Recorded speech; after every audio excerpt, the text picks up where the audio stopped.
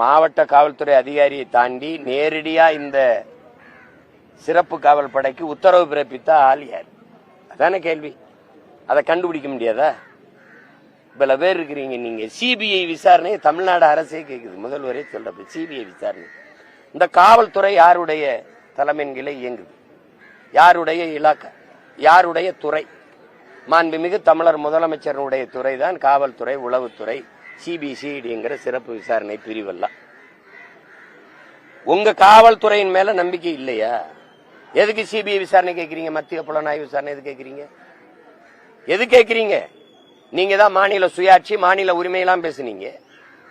உங்க காவல்துறை மேல உங்களுக்கே நம்பிக்கை இல்லையா? சரியா விசாரிக்கலையா? உங்களுடைய உளவுத்துறை சரியா இயங்கலையா? அது சரியில்லையா?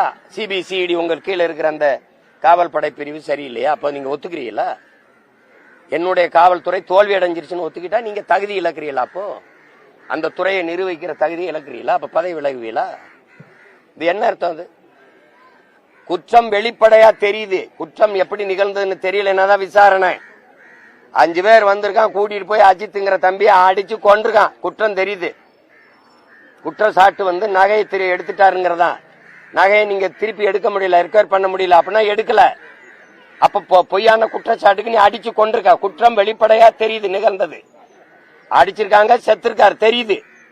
அப்ப உத்தரவு பிறப்பிச்சவன் யாரு? எதனால அதான நடவடிக்கை எடுக்கணும். இதுல என்ன விசாரிக்க வேண்டிய தேவை என்ன இருக்கு? இல்ல என்ன நடந்ததுன்னு யாருக்கு தெரியல? இங்க நிக்கிற யாருக்கா தெரியலையா விசாரிக்கிறதுக்கு? சொல்லுங்க. நீ நடவடிக்கை எடுக்காம காலம் கடத்துறதுக்கு நீ ஏமாத்துற. சிபிசிஐடி காவல்துறை விசாரணையிலிருந்து சிபிஐக்கு மாத்திரம் விசாரணைங்கிறது எங்களை ஏமாத்துறதுக்கு தானே ஒழிய இதை மாத்தி இதுவரை சிபிஐ விசாரணையில நிரூபிக்கப்பட்ட நீதி, கொண்டு வரப்பட்ட காப்பாற்றப்பட்ட நீதி ஏதாவது சொல்லுங்க. இதுவரை எத்தனை வழக்கு சிபிஐக்கு மாற்றப்பட்டிருக்கு? அதனால என்ன நன்மை நடந்திருக்கு?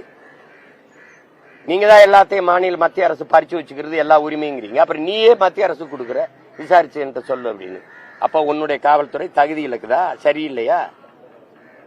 அடிச்சு கொள்றதுக்கு அதிகாரம் இருக்கு தெரியுது, விசாரிச்சு உண்மை நிலமாட்ட அதிகாரம் இல்ல தெரியலையா?